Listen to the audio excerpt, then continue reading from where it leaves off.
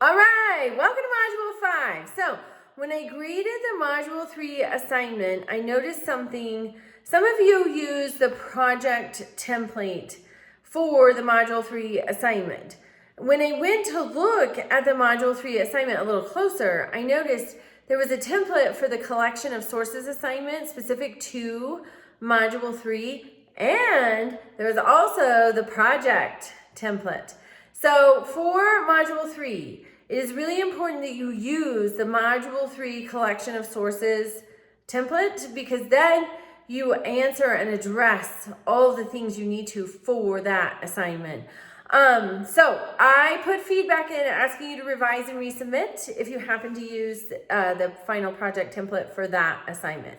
Now, with Module 5, nothing like confusing everything. So for Module 5's assignment, when you go to the guidelines and rubric, which you should be doing for every assignment, this is your draft of your project. So you are going to want to make sure you're going to use part 2 and part 3 from the final project template. And it is linked in the guidelines and rubric. And then it will tell you exactly. So part 2 is the background of your topic. And then part 3 is deconstructing the historical narrative. As we know, all historical narratives are not created equally. Many of them are created prejudicially. So and the guidelines and rubric, they tell you exactly, they have the steps laid out, just exactly what to do for the assignment. So, but remember, you're doing that with the final project template.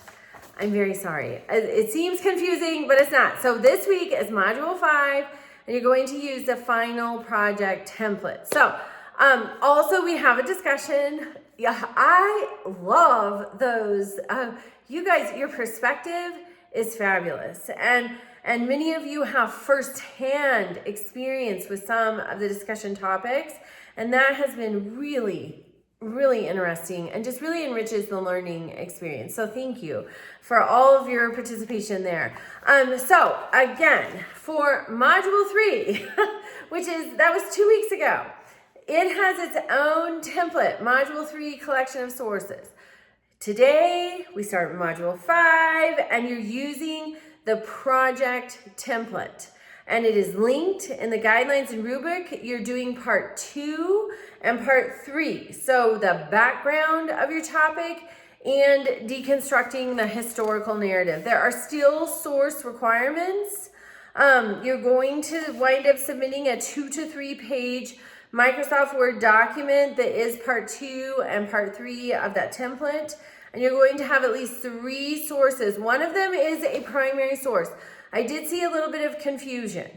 When you're looking at an event that occurred in the 1970s, but you're reading something that was published in 2022, that is not a primary source. It's not. If it was edited in 2022 and it's a collection of 1970 newspapers and letters and pictures and diary entries and stuff like that, interviews, governmental publications, governmental hearings, court cases, things like that, that's a primary source. But if it's written in 2022 and it's looking back in 1970, no, that is not a primary source. That is a secondary source. So keep that in mind. Primary sources are the raw materials of history. They are the pictures, they are the artifacts, they are the letters, they are the newspaper articles that were written in that time period. They're congressional hearings, Supreme Court cases. Those are your primary sources. Your secondary sources take a step back. They're a little bit later, and they're looking at those primary sources and those events and forming conclusions and opinions. The Shapiro Library has a great guide that just quickly notes the differences between primary and secondary sources. So for this assignment, one of your sources is a primary source. If you have confusion about that, reach out to me. I can help you.